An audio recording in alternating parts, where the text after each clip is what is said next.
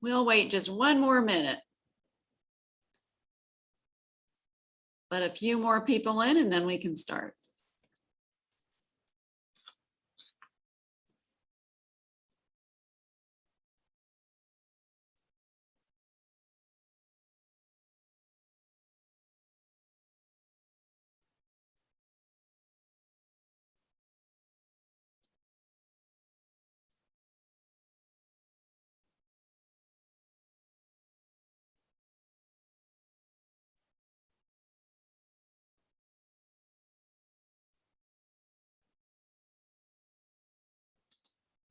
Well, I think we'll go ahead and get started. Good afternoon. My name is Annette Mills, and on behalf of the Corvallis Sustainability Coalition's Education Action Team, I'd like to welcome you to this special event.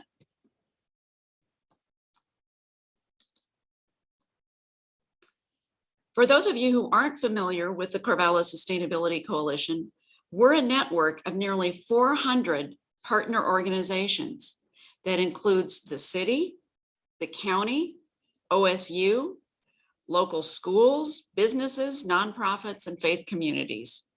And what we have in common is our vision. Corvallis is a community in which the needs of the present are met without compromising the ability of future generations to meet their own needs. It is a flourishing and thriving city with a vibrant economy that respects, restores, and cares for the community of life. We have hundreds of volunteers who work on action teams in 12 different topic areas. And one of these is the Education Action Team. The vision for education is all community members are lifelong learners who model environmental, social, and economic sustainability in their daily lives. And that's why we jumped at the chance when Hazel Seivers and Cate Talabere contacted us about making a presentation about what kids can do to help create a livable future. So during their presentation, please have yourself on mute and choose speaker in the view tab, which is probably at the top of your screen. And if you have a question, please type it into the chat at the bottom of your screen, because we're going to give plenty of time for questions after Hazel and Cate's presentation. So I hope you all have your view on speaker. And now on behalf of the Sustainability Coalition's Education Action Team, I'm pleased to introduce Hazel and Cate. Make sure you unmute. Thank you, Annette. That was great. So before we get started, I just want to say thank you to the Sustainability Coalition for hosting us tonight. And I'm Hazel Seivers, and this is my friend and project partner, Cate Talabere. And yeah, before we get started, I'm just going to say thank you to a few people. So first, he's not here yet, but Bailey Payne, who is the Corvallis School District Sustainability Leader. I don't know what his official title is, but anyway, and oh yes, you are here, Bailey. Hello. Thank you so much for helping us. We could not have done this without you. You just, even though we weren't doing everything with you, you've always been there, and we really appreciate that. The second person we would like to thank is Liz Wieland, who is I think she's the science teacher at Shelvlin Middle School in Corvallis, and she has also helped us with parts of our project, and that was really amazing. Thank you, Liz. Okay, and the third person I would like to thank is Johanna Garcia. She is the owner of the Valley Rock Gym, and we saw her website that she had created and loved it, and so we asked her to help us create our website, and she willingly did so. So thank you, Johanna. Also, we would like to thank our group leaders, Emily Thomas, my mom, and Alice Eldridge for always being there and supporting us throughout this project. We couldn't have done it without you, so thank you so much. And lastly, we would like to thank you all for being here tonight and listening to this project. And yeah, so let's get started. I am going to share my screen here and show you. Can you all see this? Yep. Okay, great. So for our project, we made a website about sustainability for kids, by kids, to inspire people to be more sustainable and care about the earth. So yeah, we hope you enjoy our presentation. So the first thing, okay, one second, this is not, Zoom problems. Okay, here we go.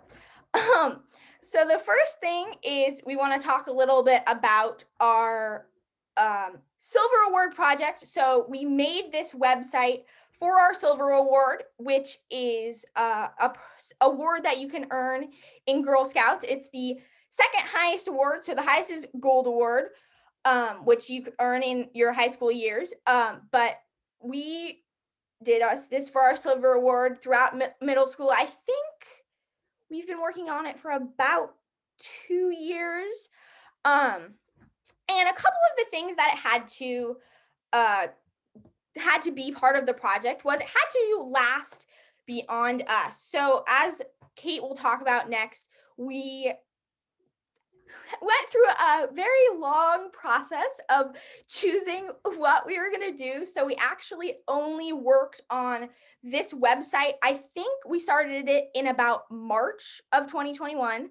So we haven't actually worked on the website itself for very long, but have done a lot of steps leading up to that. The second thing that it had to require was we had to spend at least 80 hours on the project. We definitely surpassed that level. I think we were trying to think about it somewhere around 400 hours, something crazy like that. And also we had to have a mentor. So we chose Bailey Payne, like I mentioned earlier. So thank you, Bailey, for being our mentor. And the last piece of the project is we had to do a final presentation. So thank you all for making that happen. That is what this is. So yeah, Cate, you can talk about this. So our project it started as with the idea of some project around marine plastic pollution. And this is our whole goal. Our whole project from the very beginning has been centered around helping the earth clean up and the rest of the world deal with climate change in more ways than one. So we started out by reaching out to Washed Ashore, a company in Bandon who makes really cool art sculptures out of ocean plastic and other trash that's found on the beach. And that just kind of didn't work out. So we moved on to seeing what we could do about targeting the source of plastic, which is consumers. So we were thinking about doing something with the debt company Trex and some other companies about where the plastic comes from and who buys the plastic and where it ends up after they use it or it's been used. And then we moved on to the using plastic idea didn't really work out either. We started a sustainability blog about this time of last year, and it didn't really last that long. It was really hard to maintain. And then we moved to reducing plastic in school lunches and schools in general. And this is where we wrote up our ocean plastics flyer that kind of talks about what can you do, what are simple ideas you can do in your home to put, to make yourself feel good about what you're doing for the ocean and for the earth as a whole. And so that's where we really worked with Bailey to figure out the school plastic and lunches and stuff. We were originally going to do it with school lunch, the plastics in school lunches, and then COVID-19 happened and we weren't able, nobody was in school, so nobody was really buying lunches that we were fully aware of. So it didn't really turn out to work. Then based on our sustainability blog, we were going to write a book, but it got shut down pretty quickly after we realized how much work it was going to take. So then we landed on a website, and that website took a good 2 or 3 months. We worked on it mainly over the summer for a good portion of it. I think online school really helped, so we had a lot of extra time to work on the website, and it's the website we have now, and it's still changing.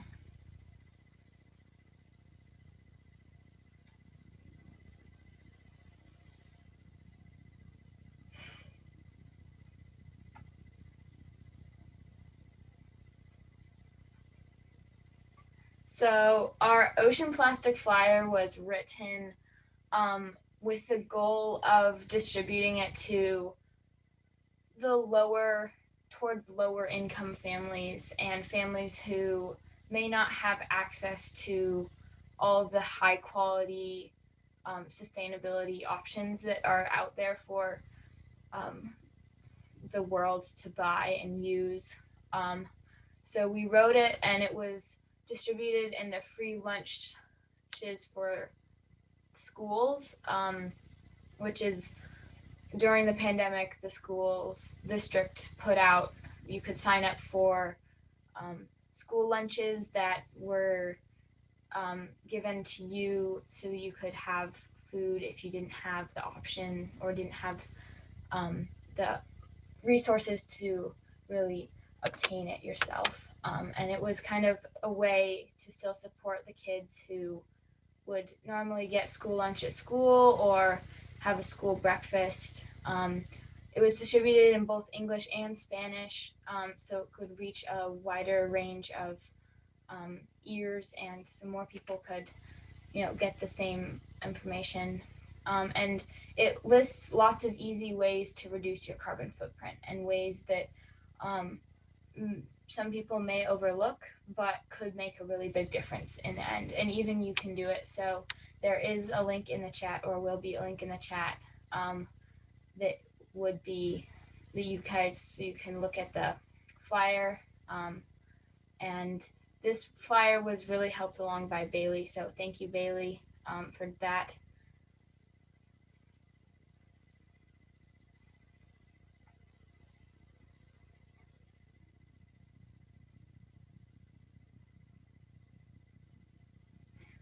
So our website, as I kind of explained earlier, is still a work in progress, but at the moment it's pretty good to go, and we're hoping that you guys enjoy. So I'll pass this off to Hazel, and she can give you a tour. Thank you. Here, I'm just going to post that link in the chat right now. Let me see. Okay. There you go. Yeah, so our website is what this project has been all about. And as I said a little bit earlier, it is a website for kids, by kids. And when making it, we're thinking about things that we lacked in, our lives. Like, I've never seen a website about sustainability made by kids. And, we just sort of thought, wow, like you see people like Greta Thunberg, she's so inspiring, and she's like, what, 18 now? And when she started, she was like 16. Like, that's just for kids. It's just like so inspiring to see someone like that, that is not an adult. It's not someone in power. It's not, some, authority, but it's just some kid who sees this problem too and who did something about it. So we wanted to have a similar impact, even just on a local scale. And we wanted to put in issues that we're passionate about, like zero waste, sustainability, and climate change. So in our website, those are the three main things that we focus on. And so I'm actually going to give you a little tour of the website. It's called Green Future. And right here, when you come, this is the homepage.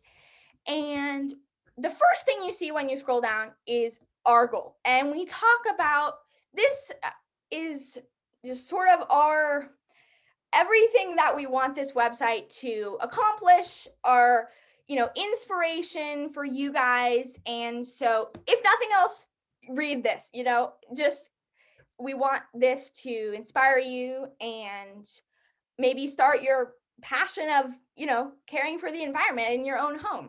So if you scroll down further, you come to the three main sections of our website. So sustainability, zero waste, and climate change. So I'm going to click on the link here and it takes you to a page about zero waste.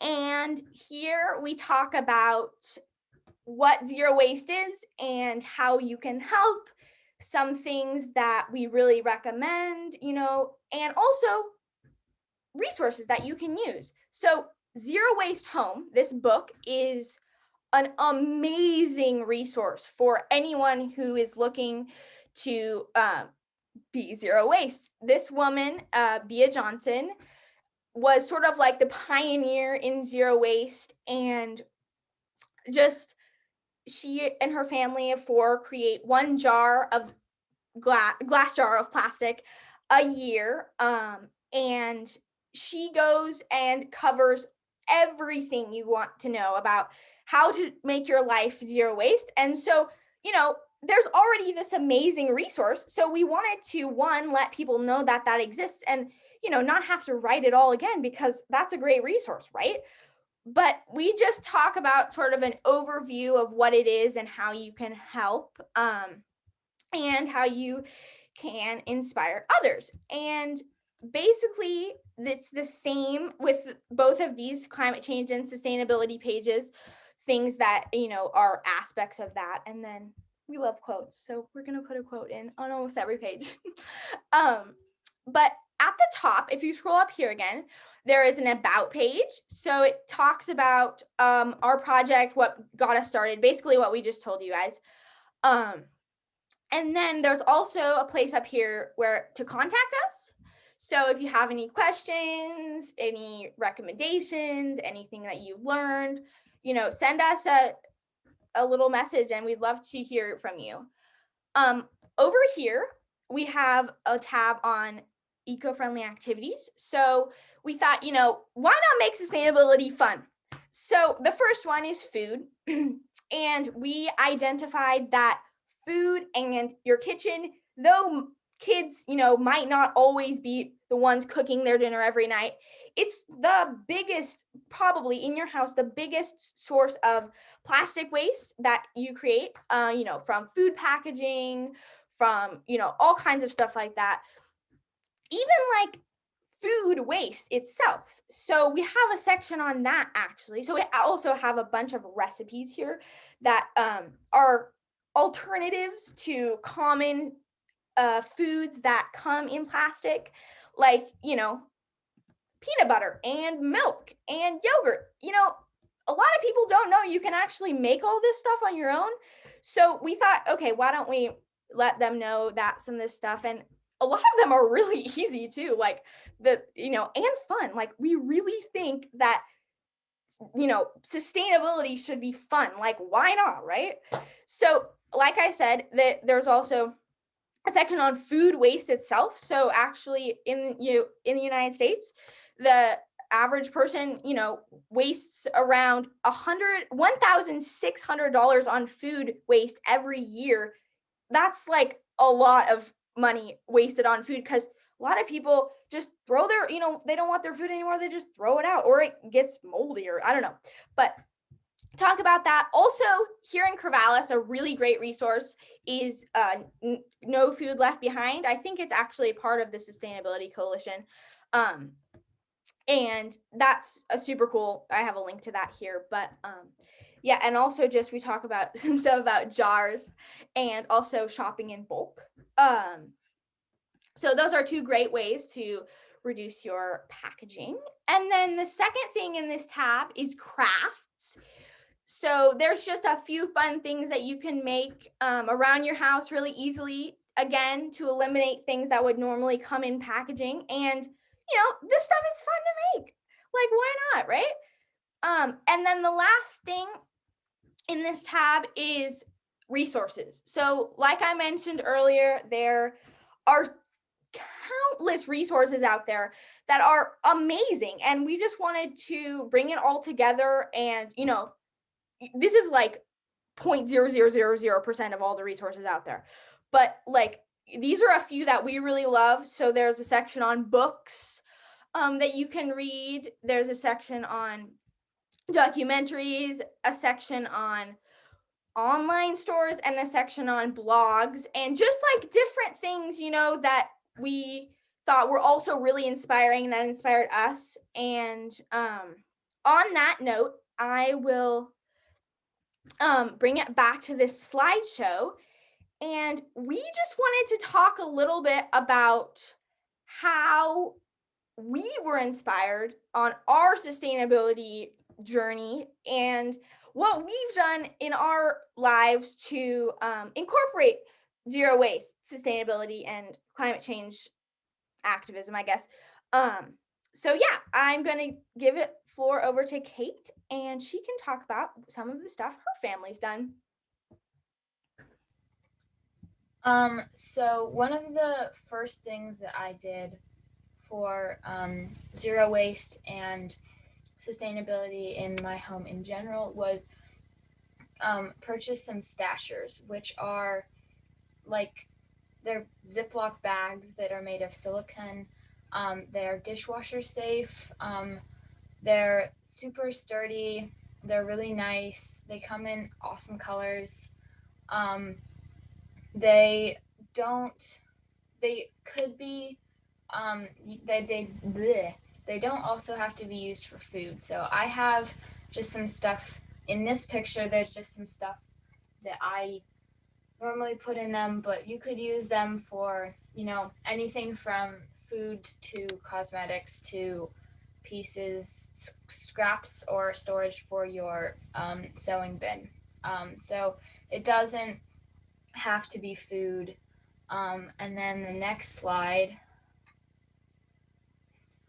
my family uses a compost bin that's the photo on the left.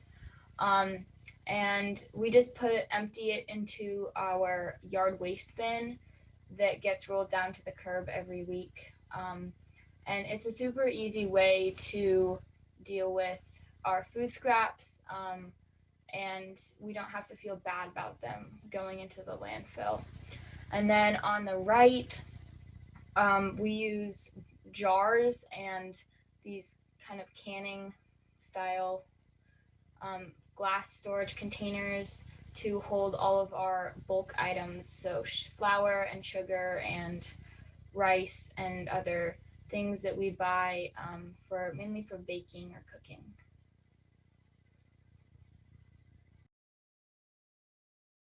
Yeah, and then my family similarly uses lots of jars, especially actually in COVID. I've inspired my family to make a really big shift towards sustainability. I did a lot of reading in like the time, first March, April, May. Then I was like kind of on this crazy, like, oh my God, I have a bunch of time at home. I can read 1,000 books rule of that sort of thing. So basically our entire cupboard went from like 5 or 6 jars to like only jars.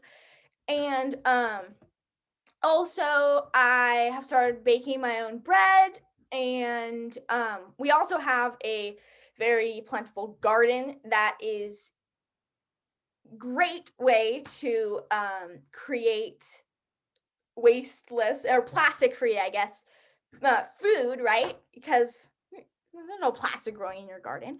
And also, actually, a good thing to point out, a lot of people think of like bulk shopping as like, dry foods, but really, like, the produce aisle in this grocery store is also bulk. Most of that stuff doesn't come packaged in plastic. So, um, anyway, so yeah, also eating lots of vegetables is a great way to step away from plastics as well. And then I also make my own toothpaste now and my own skincare. So this is a picture of the stuff in my bathroom. But on the right is the toothpaste. There's a recipe we actually didn't put one on our website, but like if you just Google it, I mean, there's a bunch of different toothpaste recipes you can use. Same with different kinds of like lotion and lip gloss and that sort of thing, which is a great way to not buy stuff in plastic at the store. So yeah, I think that is the end of our presentation. We'd love to open it up to questions. If we want to type stuff in the chat, Annette is going to regulate that, I think. But yeah, we'd love to hear what you say. All right, that was wonderful. Let me see if I can find the chat here, because I know some questions have come in while you were presenting. The first one was from John Snelling, and he asked, "It's great to hear about Washed Ashore. We have visited. Could you talk about why you were unsuccessful with this project in Bandon? What was difficult about that idea that you had?"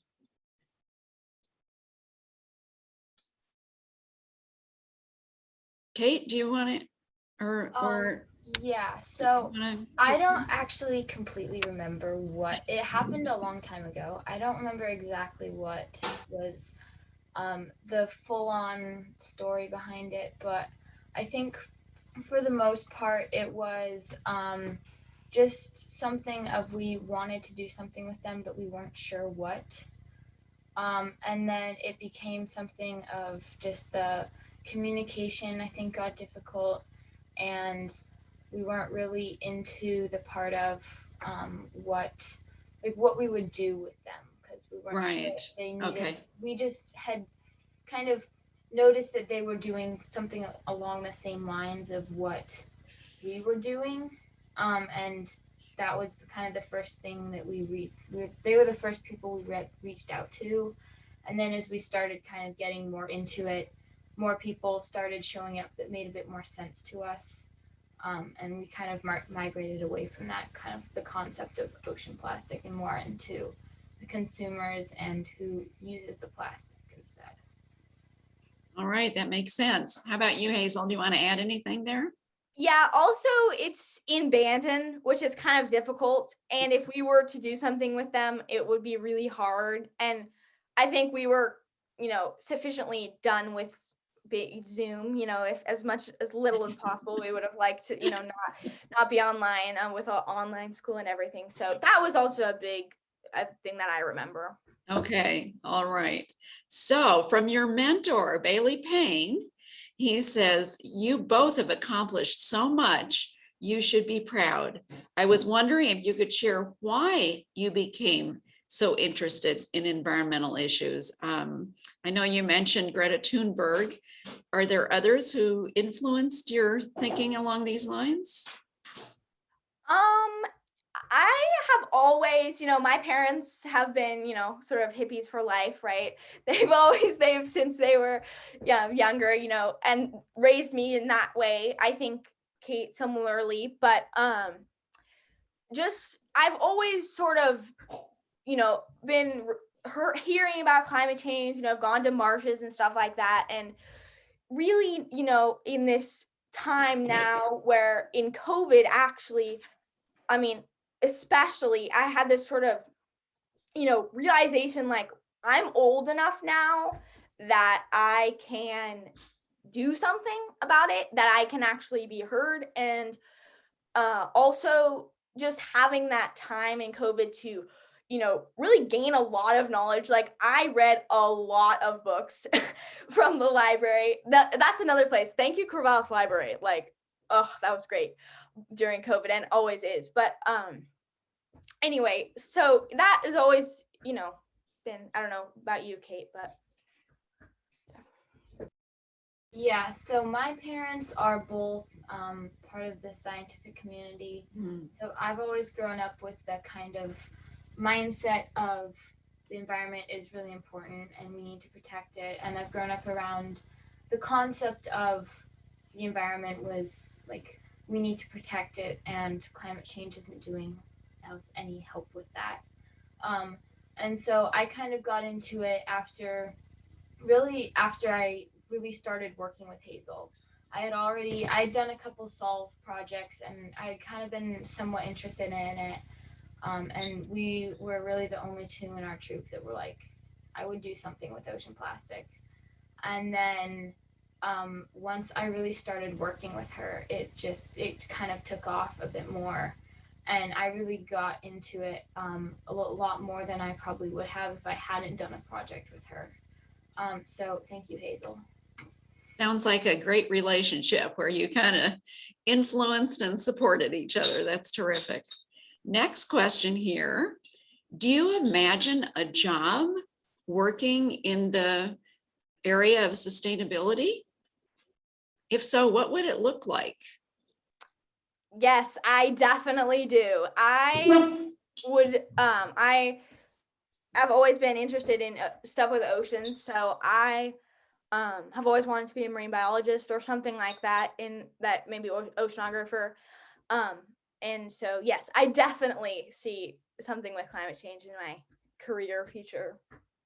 Great. How about you, Cate? Yeah, so I also, like I said, I grew up in a household full of scientists and people in the science community. So I've always had an interest in that sort of thing ever since I was a pretty young pup. And so it's just kind of been something that I've always been drawn to.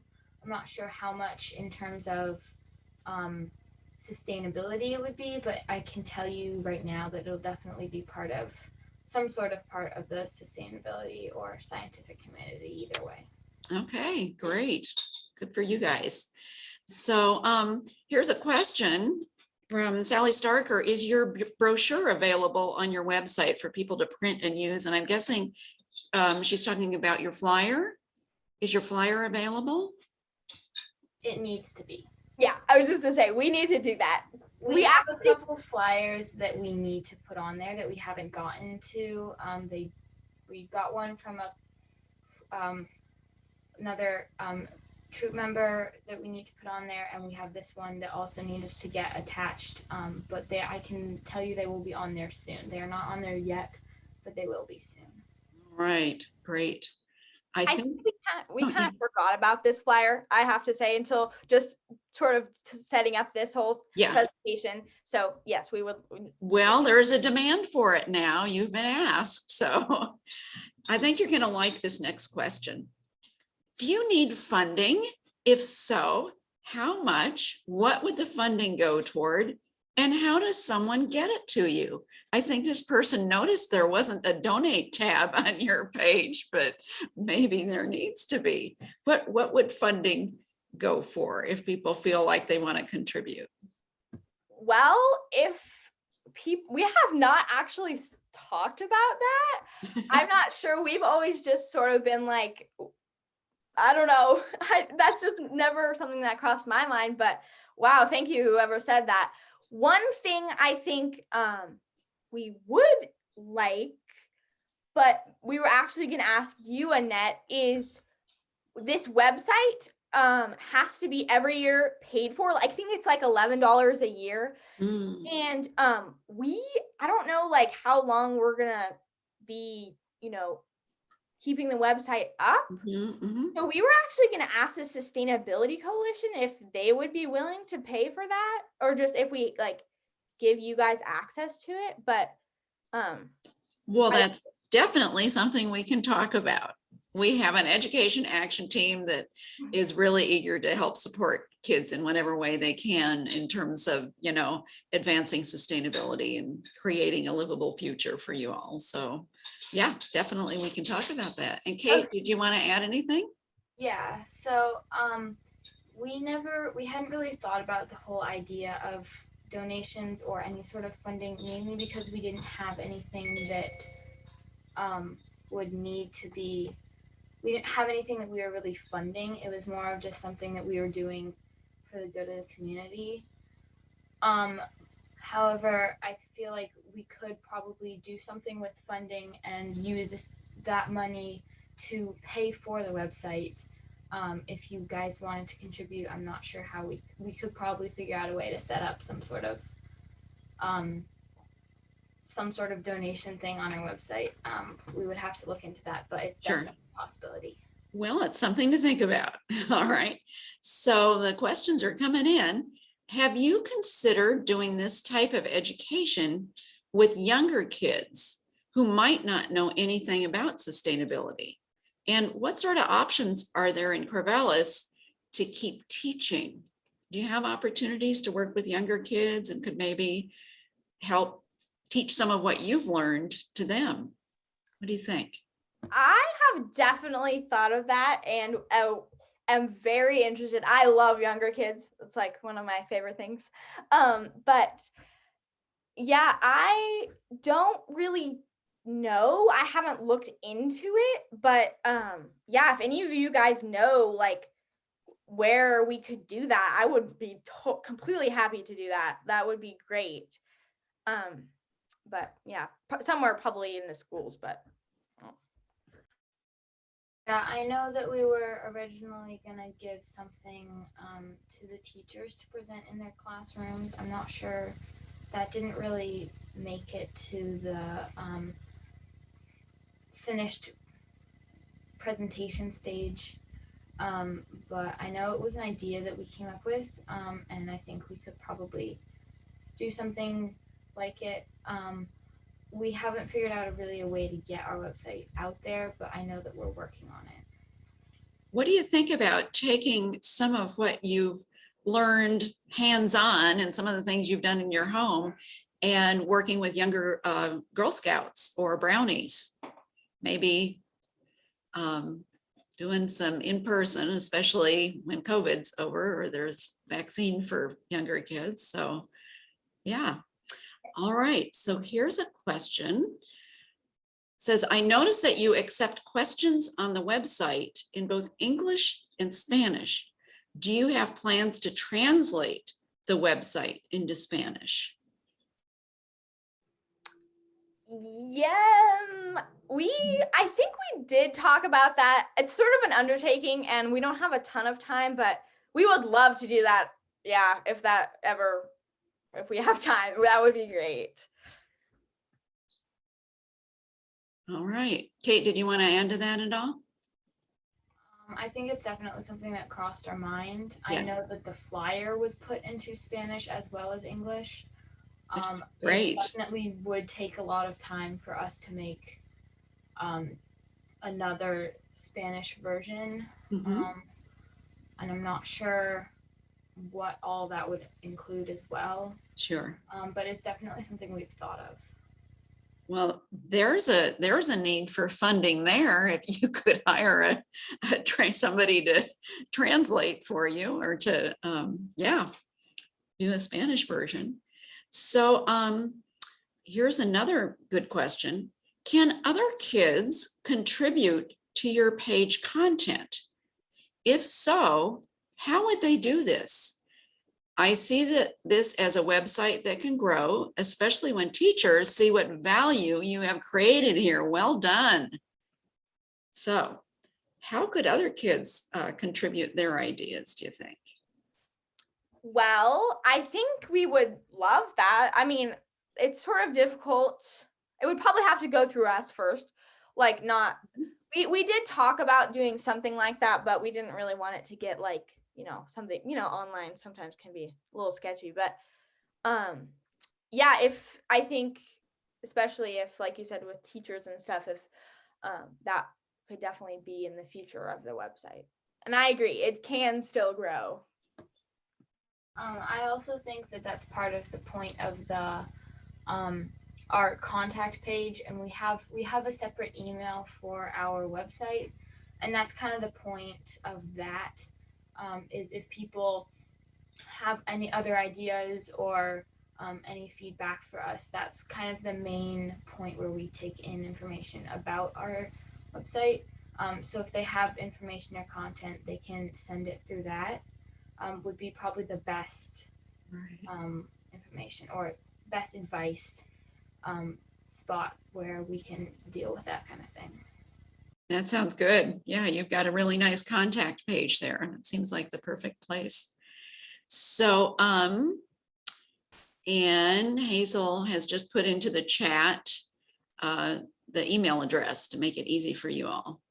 So Heath Kerstead has asked, what platform did you use to create the website? Is that WordPress or something else? What did you use?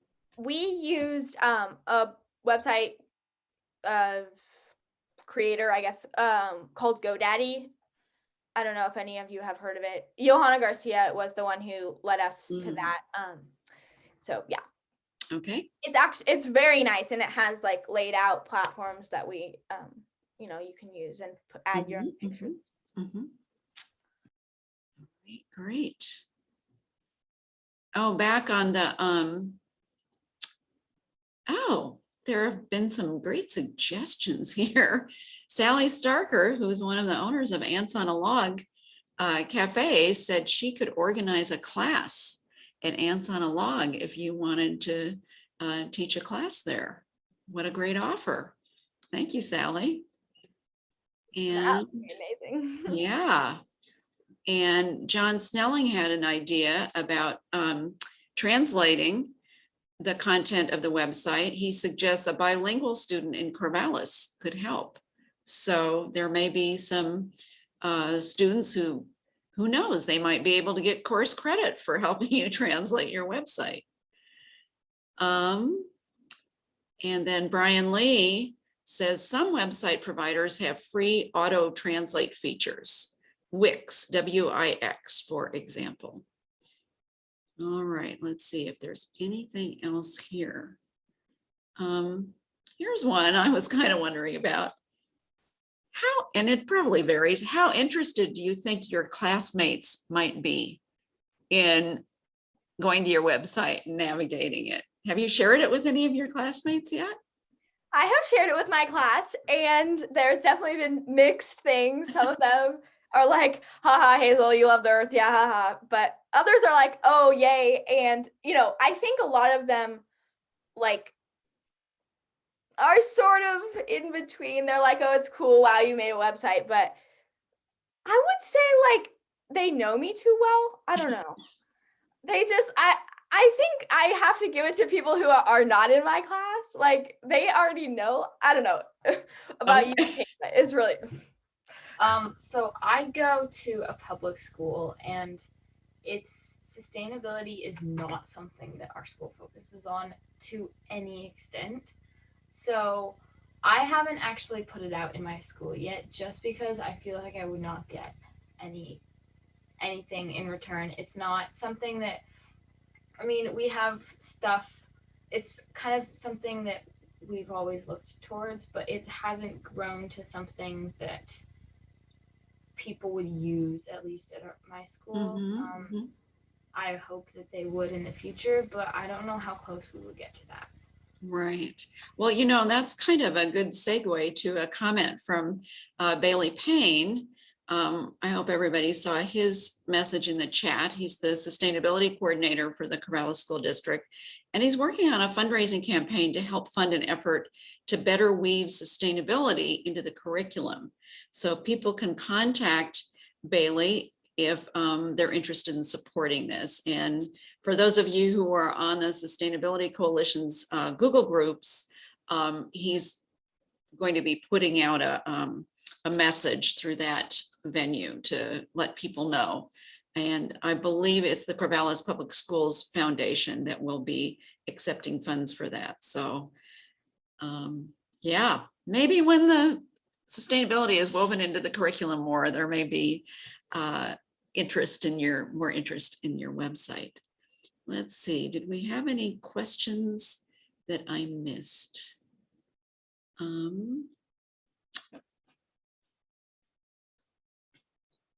me go down to the bottom. It says this could be much bigger than Corvallis, and it deserves to be. Imagine this at over 1,000 schools across the country. Now, that's the beauty of the internet, isn't it? That your website could be used much, as Gary says, much wider, more widely than in Corvallis. Have you thought about that and how you might get the word out about it? I know we definitely thought about it, and we started the website as a local thing, mainly working with Bailey from the district, the school district, and other kind of people from around locally, but it doesn't have to stay local. It's definitely something that we could make into a much larger scale. It started out local because that's what we were comfortable with when we started it, but I feel like it definitely does have the potential to go a lot bigger. And for right now, there's nothing that I have really to say that it can't really go to more of a country or global scale. Hazel, did you want to add anything to that?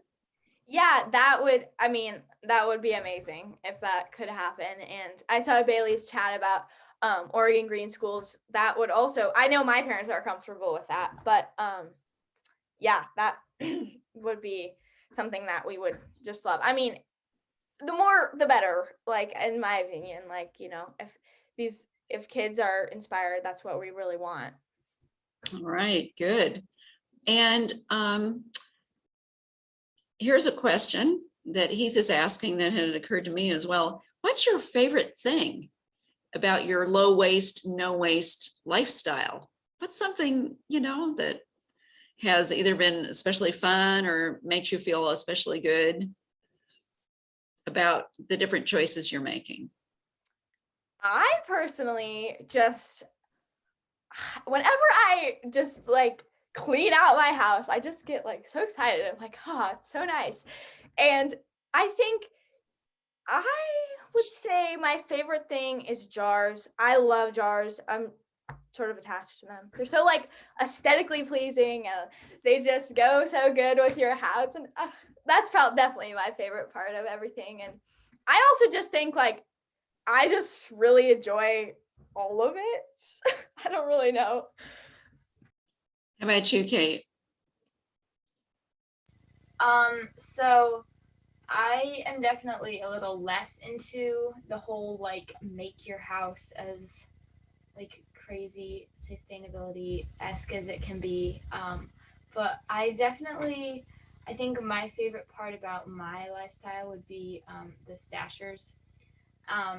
And they seem like there's nothing really special about them, but I use them for a lot of things. I have brought like pasta or other leftovers to school in them, and my friends think it's hilarious, but they only think it's hilarious until they have to stuff their lunchbox with, you know, plastic bags, and I say, you know, all that's going to go into the ocean, or make it somewhere that you're not going to be appreciative of later, and this can just go home, go in the dishwasher, and I can use it again tomorrow.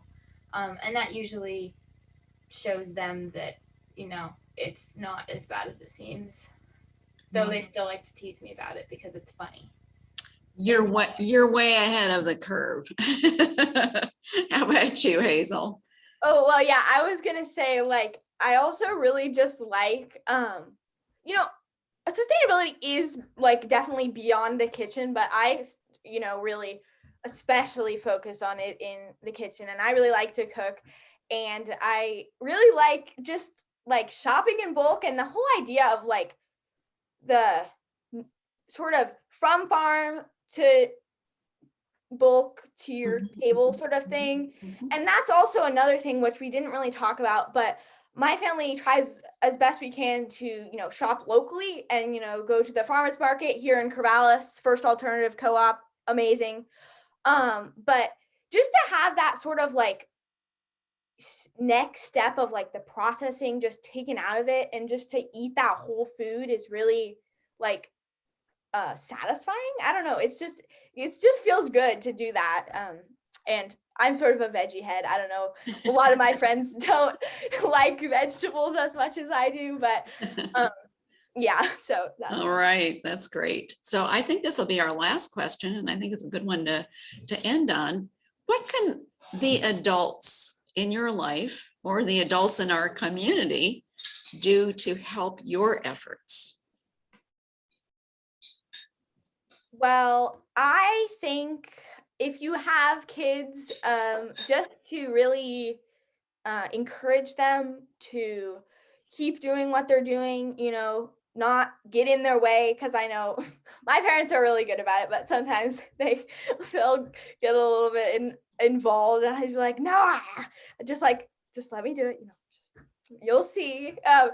And also just to provide kids with more resources of this, about that kind of stuff, and to really like encourage them to do research about it, and change some stuff in your house. And instead of having just one person in your family being the one who cooks dinner, or why don't you cook dinner, like some things like that, like that you can really make fun too. And I just think to let the kids sort of find that path, but also to guide them onto that path. That's what parents do, right? Right. Okay. How about you, Kate? Thank you, Hazel. I think one of the biggest things you can do as a parent or adult in a kid's life is really encouragement. As Hazel touched on, it's that kind of thing that can really boost their morale and really push them to do things that they may not think are good now, but could have a really high good effect in the end. And so encouragement is a really positive way to do that. I think another one is give them teach them, but in a way that's hands-on. So kind of maybe doing some of the crafts or on our website, or cooking some of the things on our website, even if it's not cooking dinner, but like making some muffins to take to school, or a smoothie for breakfast, or just doing something with them that shows that you're glad they're interested in it, is a really helpful thing for them. Wonderful. Thank you. Hazel, your hand is up. Yeah, I was just gonna say one more thing. I think also one thing that I think is really important, and I'm very thankful that my parents did, was put me out in nature all the time as a kid, still do. But I think to really have that appreciation for the environment, and to just I think that's something that is not directly thought about when you think about environmental stuff. You're thinking about doing, but really, like, even like with targeting it from the source. But like, as parents, to get your kids out in nature and just have them have that really powerful connection to what they are protecting. So yeah. What wonderful final words from you, Hazel. That's great. And thank you so much, Hazel and Cate. This has been just a real pleasure, a real treat for us to have you share with us what you've created. And it's so inspirational, and it's something we can go back and explore even after this event is over. And we have recorded this event, so we will be putting it on the Sustainability Coalition website, probably under our Education Action Team page. So, and I also want to thank everyone in the audience for attending tonight's program. We encourage you to let all your friends and family know about Hazel and Cate's website, because there's a lot to learn there, not just for kids, but for adults too. I can tell you, I am definitely going to spend some time taking a closer look at some of the resources that you have on there and trying out some of those fun recipes that you've posted. Each one of us can make a difference by serving as a model to others through our daily lifestyle choices, how we save energy at home, what we eat, how we get around, and the countless other choices we make throughout the day. So thank you all for attending tonight's program and for being a part of this journey toward sustainability. And again, special thanks to Cate and Hazel. Have a great rest of your evening. Thank you so much.